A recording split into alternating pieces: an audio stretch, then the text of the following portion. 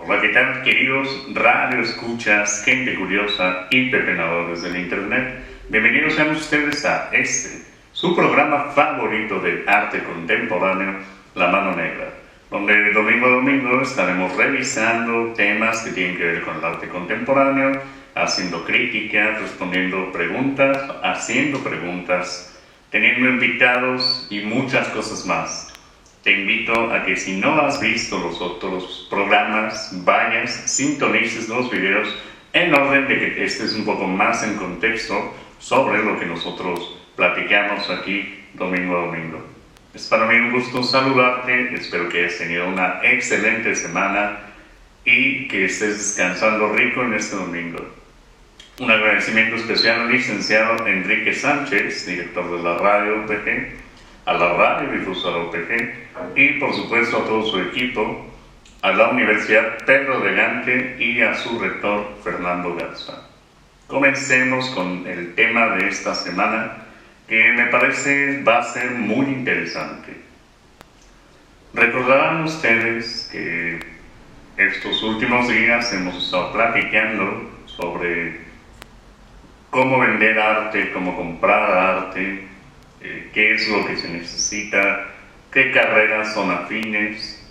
Hemos hablado sobre la ruptura, algunos artistas de arte contemporáneo. Ahora quisiera platicarles sobre las falsificaciones. Recordarán ustedes en la emisión pasada que les comentaba yo que hay ciertos especialistas que se encargan de verificar, sobre todo en museos y en galerías, en casas de subastas, se encargan de verificar la certeza, la autenticidad de una obra de arte, independientemente de qué tipo de obra estemos hablando, de qué momento histórico estemos hablando, qué tipo de técnica, qué corriente. Todo esto va de un lado, ellos solamente se dedican a darle el visto bueno, vaya, para cualquier propósito, para ser exhibida, para poder ser vendida, para poder ser resguardada incluso.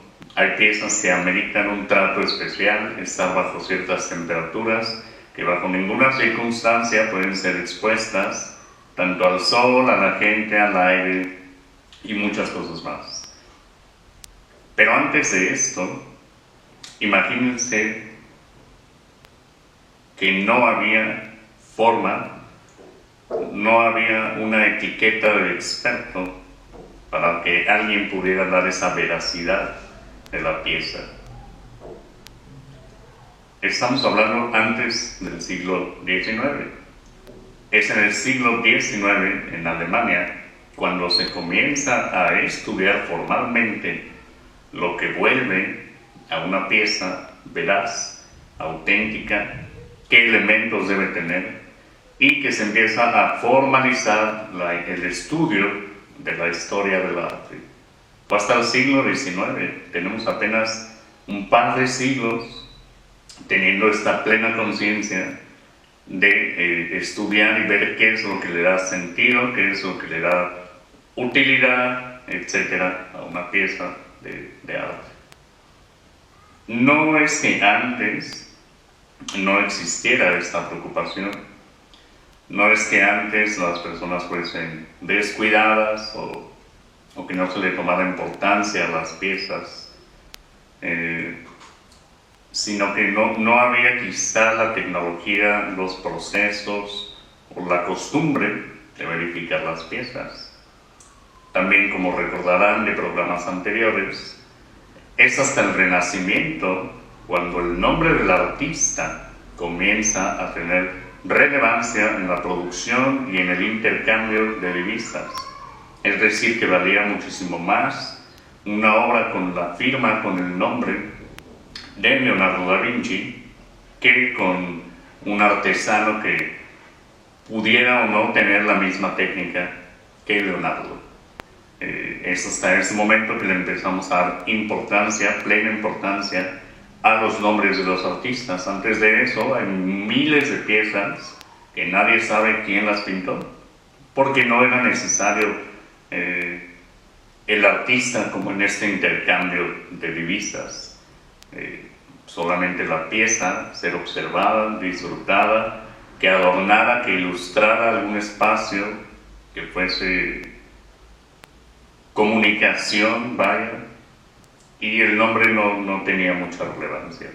Pero incluso antes del nombre, antes de que una firma pudiese hacer la diferencia en una cifra monetaria o darte cierto estatus social por poseer alguna pieza con el nombre de un artista muy bien posicionado, muy popular. Incluso antes de eso ya existían las falsificaciones. ¿Cuál es el propósito de falsificar? Yo pienso que hay varias cosas las cuales motivan a alguien a falsificar. La primera, evidentemente, es el intercambio de divisas, obtener algo a cambio, vendiendo algo como supuesto real, que el objeto real tiene un cierto valor, venderlo como eso para adquirir por menos, más. Y la segunda, yo pienso que es una cuestión frustrada de aceptación, en donde la persona que lo hace puede que no lo haga con la esperanza de obtener mucho dinero a cambio, y quizá lo obtenga, pero no lo hace por eso, sino por la satisfacción que genera engañar. Creo que engañar es algo muy humano, esta mentira, y creo que lo hacen por esta satisfacción de que están engañando a todo el mundo, ¿no? Que es sencillo para ellos a lo mejor hacerlo, y disfrutan de que nadie sepa que a su alrededor se encuentra un falsificador, por ejemplo. Y no hablo solamente del arte, hablo también de otro tipo de falsificaciones de firmas, en donde lo mismo, ¿no? O sea, siempre se intenta obtener algo a cambio, o bien tener como este sentido de que la gente no sepa qué es lo que está pasando realmente. Entonces, pues, para comentarles, antes de todo esto ya existían falsificaciones. Nos remontamos a la Grecia antigua. Los griegos naturalistas, llenos de arte todo el tiempo, siempre buscando como enaltecerse, buscar este mundo idílico de la razón, todo con proporción, naturalistas, enamorados de la naturaleza, sabiendo que la naturaleza no es perfecta, pero es armónica, admirando todo este tipo de sentidos. También fabricaban piezas de arte muy bonitas. Y no solamente arte tradicional como pinturas o esculturas, sino piezas de herrería, de joyería. Y es lo que le sucedió a Arquímedes. Arquímedes, yo creo que todos sabemos el relato de la corona del rey Hieno II, que sospechaba el rey que había sido engatusado por el artesano que creó la pieza, y él pensaba que no era de oro completamente su corona, o que de plano no era de oro. Entonces manda a traer al científico Arquímedes y le encomienda que descubra si era o no de oro esa pieza. Por las limitaciones tecnológicas, Arquímedes tenía su cabeza en juego, y era menester que pudiese encontrar una solución práctica y certera para saber si eso era oro o no. Ahí nace su teoría sobre los cuerpos flotantes. Todos sabemos esta historia de que está en la bañera, Y se le ocurrió esto, ¿no? Poner la corona sobre agua y la densidad que provoca ese cuerpo sólido sobre líquido no correspondía a la densidad que debería tener si fuese hecha con oro. Entonces de ahí pudo descubrir que en efecto habían engatusado al rey.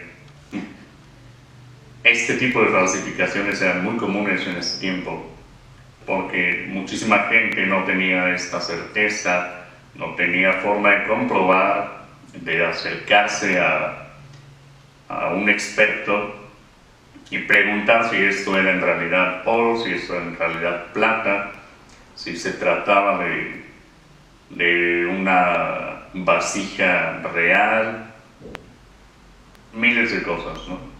Era muy complicado en ese tiempo tener esa certeza y pues era muy común encontrarse con falsificaciones. Es hasta la Roma, cuando se enamoran del arte helenístico, que comienzan a aparecer falsificaciones un poco más elaboradas, en donde en efecto estas falsificaciones tenían una repercusión social real. Ya no hablamos a lo mejor de que, no sé, el rey pagó una cantidad de dinero, de oro, por una corona de oro, ¿no? Por un trabajo muy bien hecho. No estamos hablando de que afecta a un solo individuo y que ese individuo se ve afectado por haber sido estafado. Estamos hablando de repercusiones sociales completas.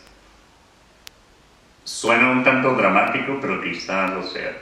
Se falsificaban bastantes piezas hechas en base a documentos cristianos, a documentos religiosos. Esto pareciera en estos momentos como que no tiene una repercusión, pero situémonos en un tiempo donde los paganos estaban en contra de los cristianos. Entonces tenemos una corona de espinas con un documento que afirma que esa corona es de espinas y que esa corona hecha de espinas es la misma que el Mesías utilizó. Esto divide demasiado a un pueblo. Estamos ante un conflicto social en donde dos partes antagónicas quizá dejan de lado la lucha idílica, la lucha de fe, y se sitúan ante una posible certeza, ante un posible hecho fáctico que desmienta o compruebe una u otra teoría. Aquí ya tenemos, eso es una repercusión social impresionante, porque de por sí ya existía este conflicto que, como todos sabemos, terminó muy mal, al final terminó en matanzas, etc. Si de por sí ya había este conflicto, esta enemistad, llegar y falsificar un documento como este, pues provoca que todavía más se separe, ¿no?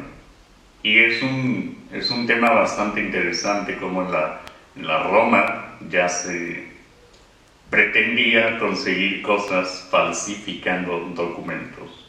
También evidentemente se falsificaban ya pinturas, sobre todo esta parte que les digo del arte helenístico. Los romanos, al estar enamorados de la Grecia helenística y de sus expresiones culturales, pues era bastante común que artesanos romanos falsificaran piezas de la Grecia helenística. Esto es bien padre de pensarlo, porque imagínense, quizá tú podrías pensar que la Roma tendía a copiar la estética, los cánones griegos, para producirlos en su día a día. Y esto es cierto, pero hablamos de una civilización que ya comenzaba a coleccionar piezas de otro tiempo. Ya tenía un sentido, un valor artístico estas piezas, de que no era solamente copiarlo al estilo y hacer tu reproducción contemporánea, sino era la plusvalía, el valor agregado de que una pieza fuese original del periodo helenístico, de cualquier otro periodo del que estuvieran ellos interesados. Entonces, imagínense, estamos hablando de hace siglos, una civilización que ya estaba interesadísima en conservar, en atribuirse, en coleccionar, en intercambiar divisas de arte de periodos anteriores. Esto es bastante bonito de pensar y pues con razón muchísimos individuos romanos tendían a falsificar este tipo de piezas porque ya tenían un valor agregado. No es lo mismo que tú hicieses una copia sobre alguna pintura de la Grecia y la presentaras, pues quizá iba a tener cierto valor, etcétera.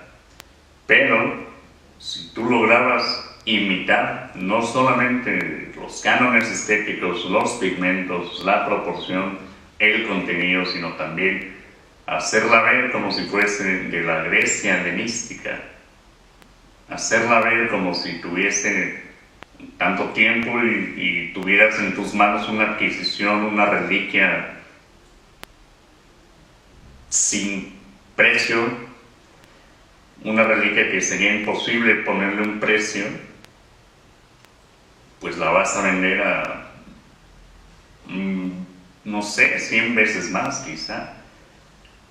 Y es muy padre para mí pensar cómo desde ese momento el hombre ya buscaba engañar, el hombre ya buscaba salir adelante a través de medios un tanto inmorales, ¿no?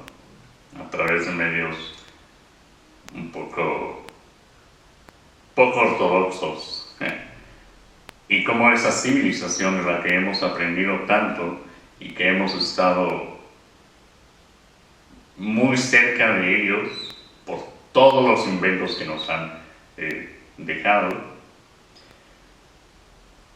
como esa civilización que tenemos a veces como en un pedestal ya comenzaba a hacer matanzas, a hacer saqueos, a tener reglas estúpidas, barbáricas, ya comenzaba a falsificar, ya comenzaba a jugar sucio.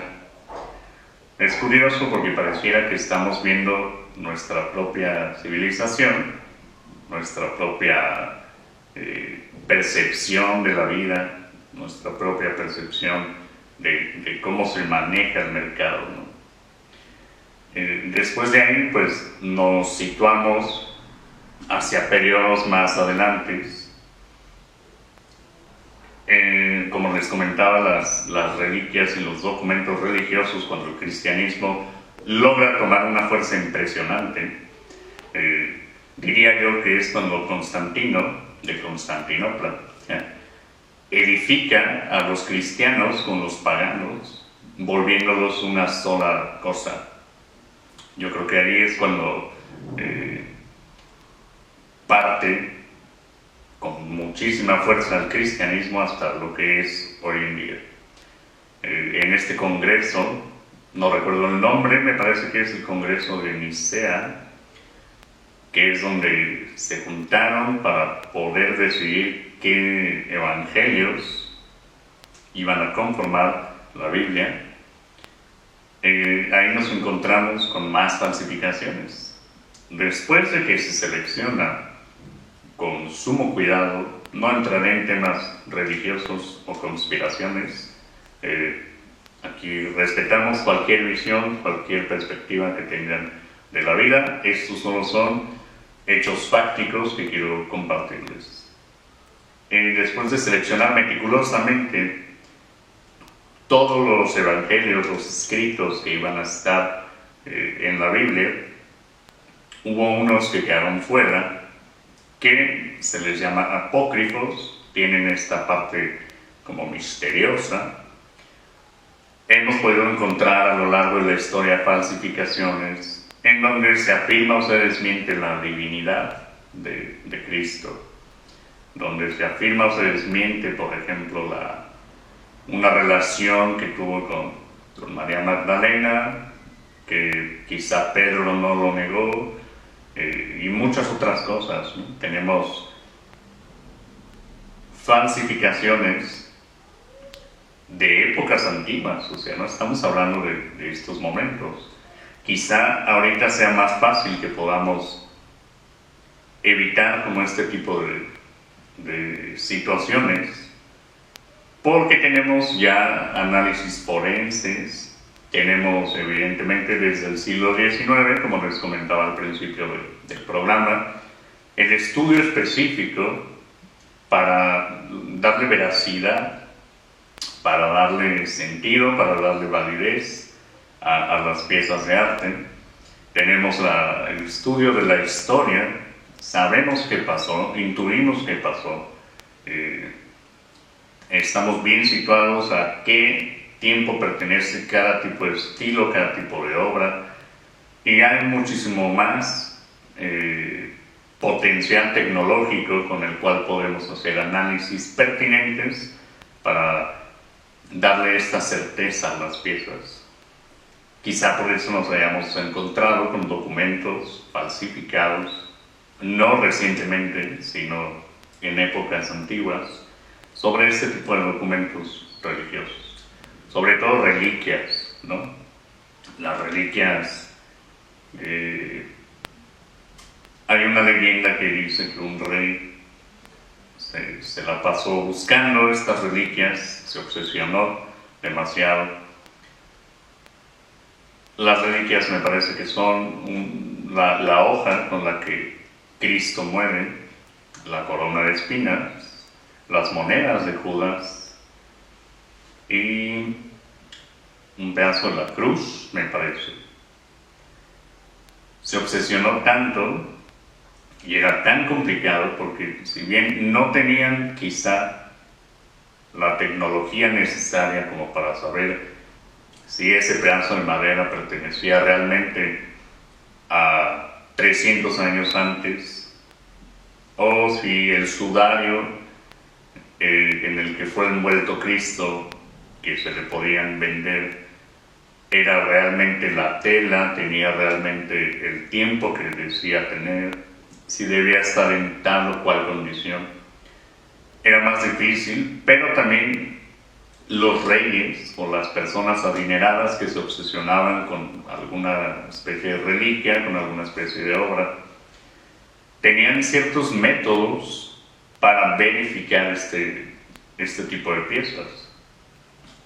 Dichos métodos no creo que fuesen tan certeros, pero sí tenían que ver con la racionalidad científica.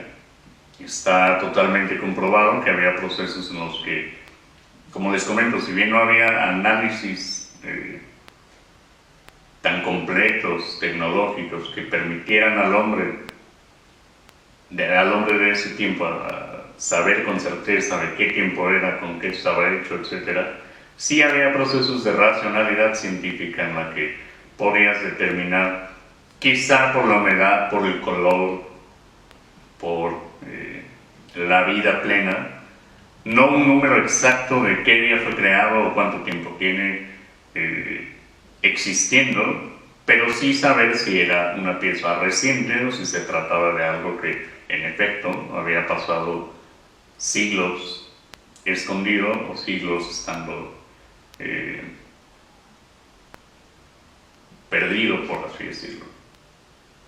Tenemos también la falsificación de monedas, por ejemplo, la falsificación de billetes. Eso evidentemente un poco ya más contemporáneo. Antes de que se me olvide, quisiera recomendarles una película súper buena que vi. Se llama Al Mejor Postor, y aquí abordan, mejor dicho, temas que hemos estado viendo en el programa, que tienen que ver con la falsificación y con las carreras que les mencionaba. sin hacerles algún tipo de spoiler, trata sobre un curador de una casa de subastas que se ve implicado en falsificaciones de piezas. No diré más, muy interesante en verdad, tienen que verla, se llama Al Mejor Postor. Desconozco si está en alguna de las plataformas de streaming, como Netflix o Amazon Prime, pero estoy seguro de que si no está, pues podrían rentarla sin problema alguno en alguna de estas plataformas o en alguna otra, como en YouTube o en Google Play. Súper recomendado, en verdad, tienen que verla.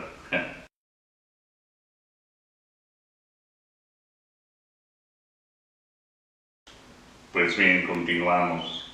Después de que la Edad Media sufrieran demasiadas guerras y plagas, esto evidentemente tuvo que pausar de alguna forma la colección. Si recuerdan, como cuando vimos de forma un tanto rápida las tres eras de la imagen, según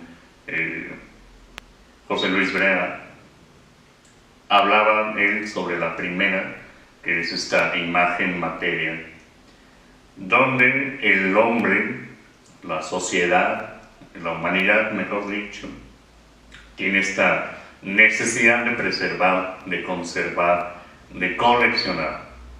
La imagen materia es aquella que es tangible, que es solamente perceptible cuando se le mira, que está sujeta a un soporte y tiene pues un proceso metódico específico de creación y etcétera, ¿no? Entonces, en esta euforia de preservación, de no querer perderse, de tener una memoria, los imperios comenzaron de manera abrupta, justo después de estos enfrentamientos bélicos, de estos enfrentamientos que hubo entre bandos, tanto cruzadas como invasiones de territorio, raptos enteros de mujeres, tráfico de esclavos, etc. Cuando pasa esto y cuando pasa la plaga, las plagas que existieron y que permite normalizar un poco más este intercambio de divisas, se comienza una euforia impresionante por querer conservar y conservar y conservar y conservar y conservar. Se rumorea o se rumora que durante mucho tiempo el rey Francis compraba absolutamente todo, pero todo, sin importarle si era o no era auténtico, sin tener como manera de checarlo. Y esto fue ya en el Renacimiento, donde los artistas más populares de la época, que por cierto, si no lo sabías, son los mismos que le prestan el nombre a las tortugas ninja, es Rafael, es Leonardo, Miguel Ángel y Donatello. Pues creo que eran de los más famosos. Teníamos a más, evidentemente. Recordemos que el Renacimiento fueron dos grandes siglos, 400 y 500. Hubo más, Jan Bologna, Tiziano, Carucci. Este rey les compraba absolutamente todo lo que producían.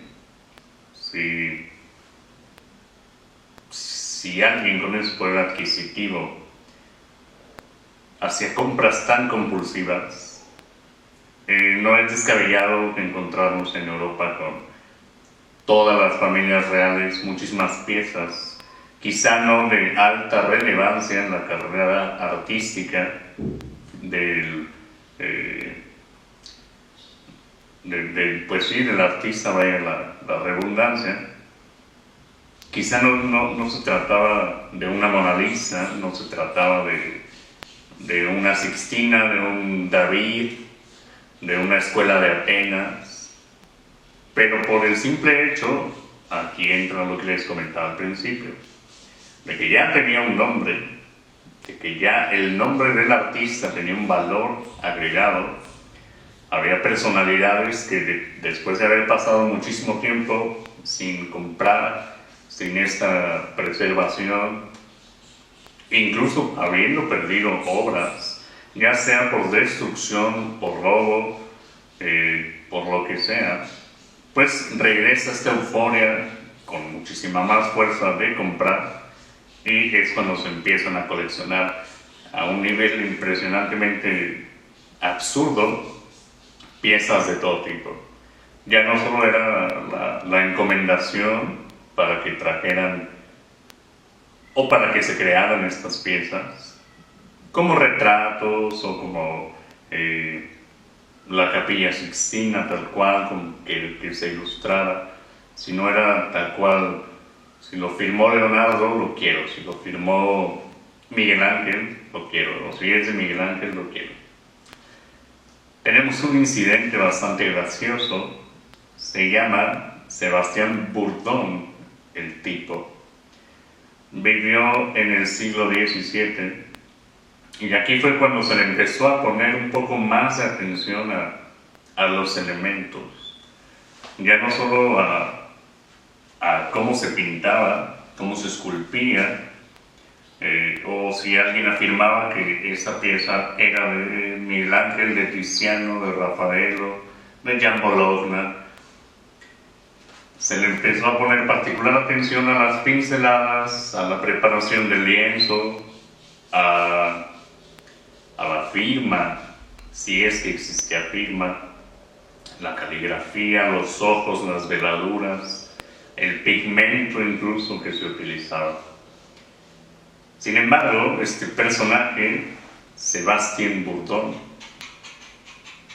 fue capaz de falsificar una pieza renacentista de Aníbal Carracci, que la vendió en 500 soberanos. Estamos hablando de muchísimo dinero para la época, demasiado dinero para la época. Y él vivió de eso. Él se dedicaba a hacer reproducciones, a pintar reproducciones renacentistas, y logró vender esta pieza firmándola como Aníbal Carracci, aunque ya se le prestaba más atención a ese tipo de cosas, y aunque Aníbal Carracci no firmaba sus piezas, pues esto pasó desapercibido, y este tipo de falsificaciones estoy seguro que existieron demasiadas, ¿no? A la fecha es fecha que hay pinturas que por el tiempo, por el estilo, se piensa que pueden ser de alguna u otra persona, de algún u otro artista, pero como carecen de información en el sentido de que no sabemos quién lo firmó, quién lo pintó, hay quienes apoyan que a lo mejor la pieza es de Picasso, o a lo mejor la pieza es de Rothko, o no sé. Hay estilos contrarios, hay estilos confusos, pero que por la época, la pincelada, el tipo de paleta de colores que se utilizaba, pues era fácil, digamos, confundir estas piezas con grandes artistas. La industria y el comercio, como ya les comentaba, a mediados del siglo XIX,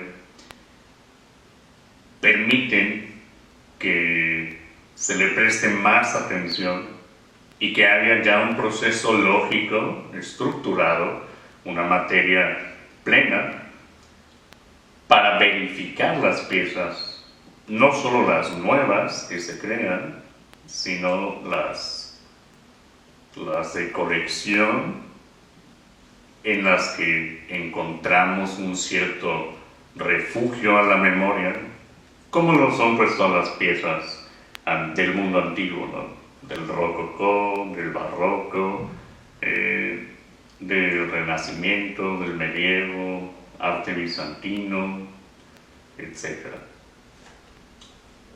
Pero me parece a mí muy curioso como hay una segunda ola de la euforia, de la preservación, cuando en el siglo XX nos enfrentamos a las guerras nuevamente, a estos devastadores conflictos bélicos que existieron, que hubo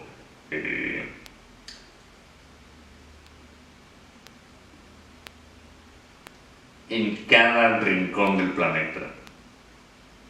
No quería generalizar, por eso esta pequeña pausa, pero es que sí, o sea, cada rincón del planeta no volvió a ser el mismo después de las guerras. Entonces, pues aquí la falsificación moderna adquirió bastante fuerza. Como ustedes recordarán, Hitler no era muy ávido, no era muy fan de ciertos movimientos vanguardistas, a los que él no llamaba el arte puro. Bajo esta concepción errónea totalmente de odio injustificado, pues destruyó muchísimas piezas que eran o serían fundamentales para un entendimiento, una apreciación sobre lo que es la historia del arte. Al encontrarnos entonces con estas piezas tan modernas, por así decirlo, no me refiero a las que fueron destruidas, sino a la nueva producción con esta euforia, nace aquí lo contrario, la anticolección.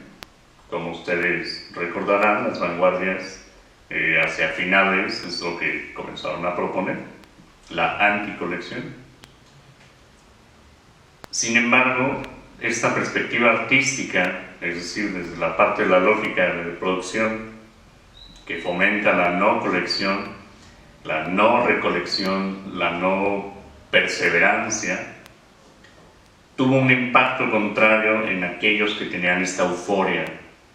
Entonces hubo más necesidad de consumo, de adquisición, pero pues por las nuevas tecnologías a mí me parece que era más sencillo encontrarnos, por ejemplo, con postales, con revistas, en donde gracias a la fotografía, que ya tenía tiempo que se había inventado, pero se fue perfeccionando y sobre todo se fue haciendo más accesible, pues como les comentaba en programas anteriores, era mucho más sencillo poder ver un Picasso, poder ver una foto del Egipto antiguo, poder ver una foto de alguna pieza grecorromana y tenerla, guardarla, conservarla. Quizá no ibas a tener la pieza per se, pero tenías la pieza, una reproducción, una imitación de la pieza,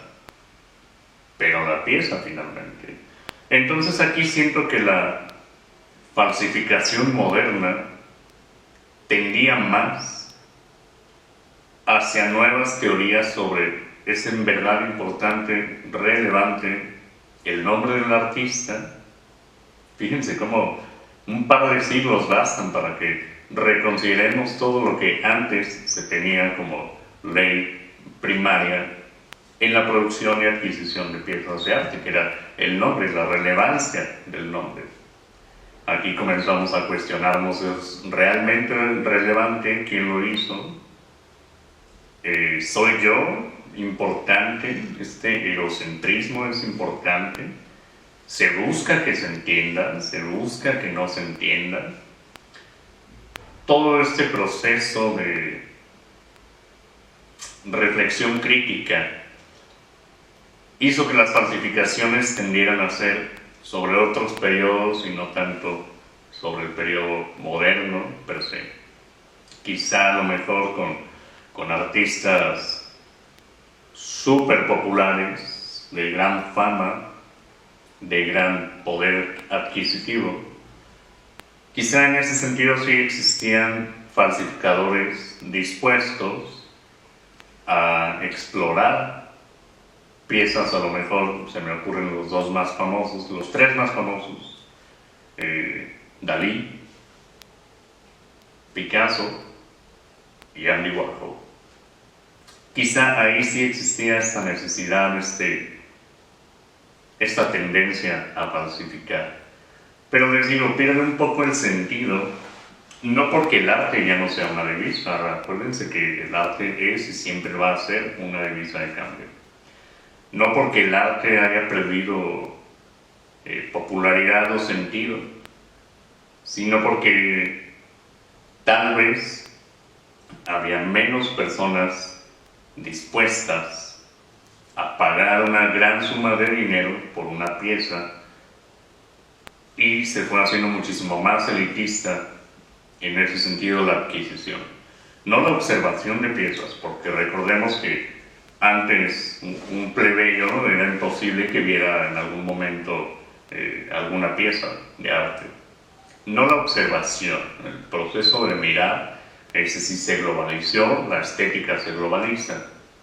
Más bien el poder adquisitivo, que a la fecha hay obras que es imposible que la mayoría de nosotros podamos comprar. No tenemos todos ese poder adquisitivo, ¿vale?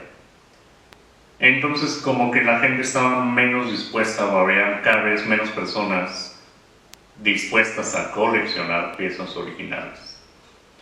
Lo que se empezó a falsificar ya no eran piezas anteriores, sino piezas populares del siglo XX, propias del siglo XX. Una de ellas, que se me ocurre, de las más populares, tiene que ver con este artista del action painting, este artista del action painting llamado Jackson Pollock.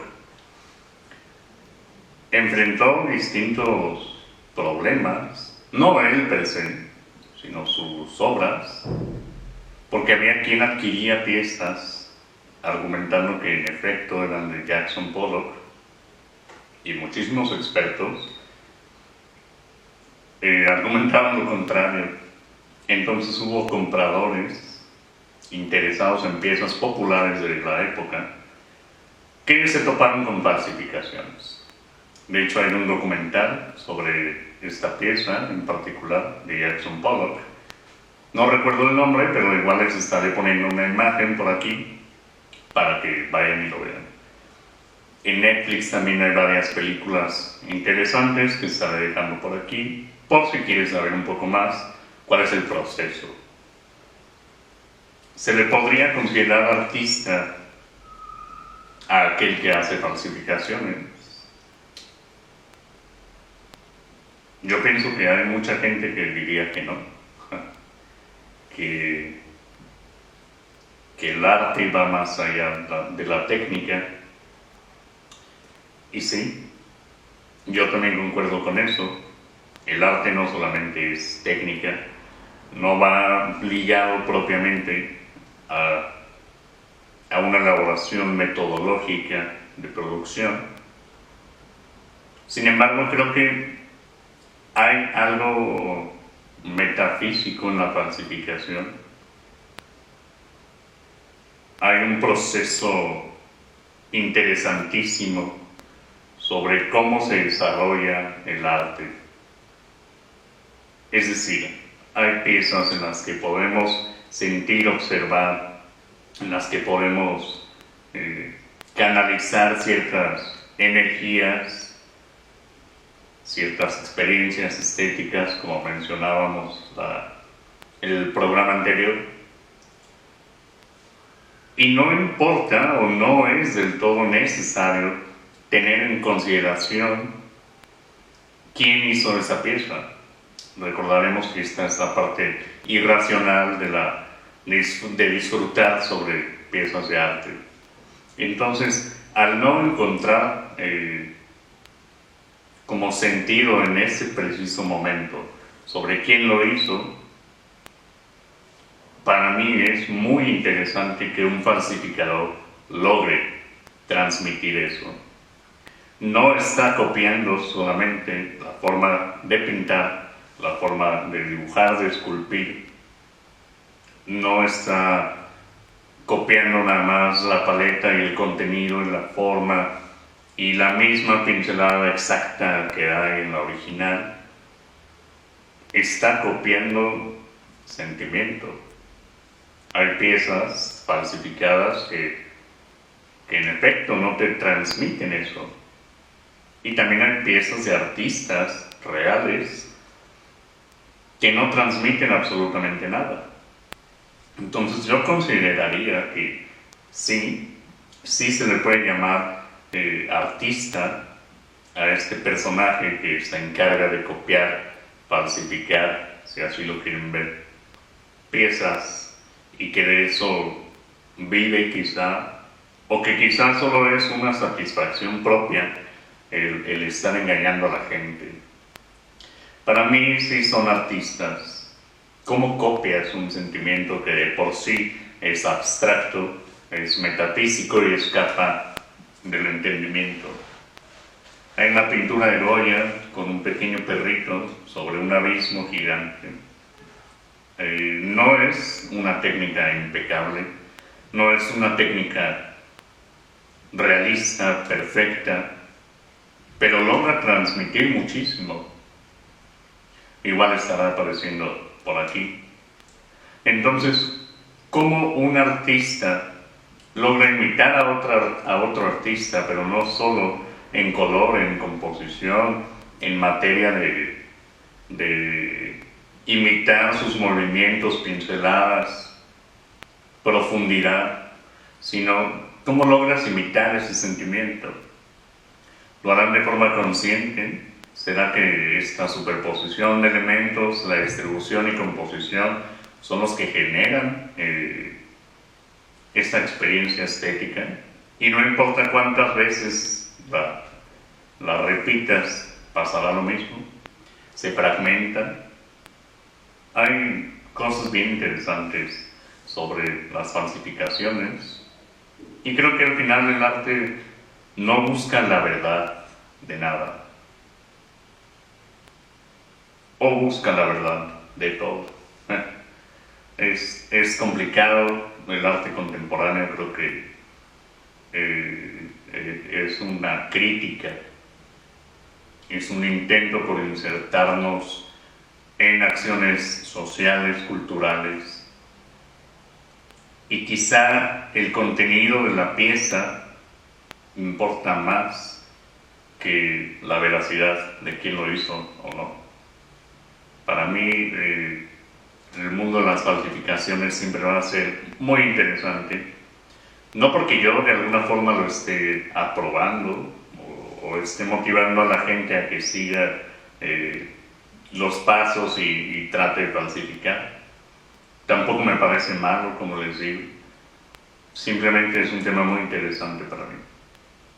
Hay expertos que aseguran que más del 50% de las piezas que nosotros podemos observar en museos o en cualquier lado son en realidad falsificaciones. Y hablamos ahí sí de las obras relevantes en la historia del arte. Te hablo de a lo mejor Una noche estrellada, Los girasoles de Van Gogh, la Mona Lisa, alguna Madonna, alguna pintura de Velázquez, algún Picasso. Estos expertos aseguran que más del 50% de las piezas que vemos son falsificaciones. Entonces yo creo que no hay que preocuparnos mucho por quién lo hizo, sino por observar, apreciar, criticar y siempre cultivar este misterio que nos hace más acreedores, digamos, o no acreedores, que nos hacen más curiosos para prestarle atención a los detalles. Quién sabe, a lo mejor una pintura que tengas en tu casa que pensaste que era una imitación, una falsificación, se trata en realidad de algún original. No lo sabemos.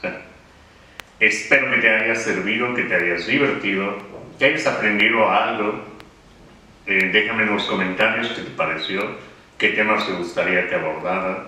Si tienes alguna duda en específico sobre algún tema, con gusto podemos trabajar para responderte esa duda. Espero que tengas una excelente semana, que te la pases muy bien. Cuídate mucho porque la tercera ola del virus está a todo lo que da. No salgas si no es necesario. Siempre usa cubrebocas, sanitizante, alcohol gel. Cuídate mucho, que estés muy bien. Mi nombre es Alejandro Jiménez, esto fue La Mano Negra. Un agradecimiento especial al licenciado Enrique Sánchez, director de la radio UPG, de la radiodifusora UPG, a todo su equipo y por supuesto a la Universidad Pedro de Gante y a su rector Fernando Garza. Nos vemos la próxima semana en otro episodio de La Mano Negra. Cuídate mucho, hasta la próxima.